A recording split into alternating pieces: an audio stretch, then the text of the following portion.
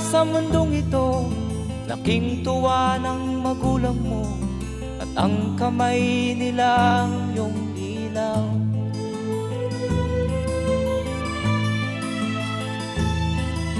At ang nanay at tatay mo'y di malaman ang gagawin, minamasdan pati pagtulog mo.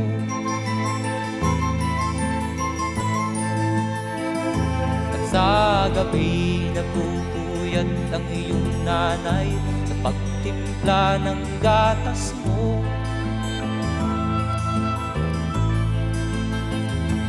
Sa umaga na may kalong ka ng iyong amang tuwang-tuwa sa'yo.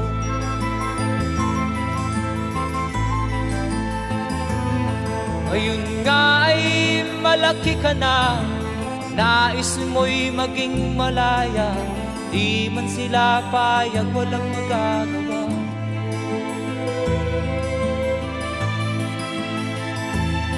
Ikaw nga ay biglang nagbago, naging matigas ang iyong ulo, at ang payo nila'y sinuway mo.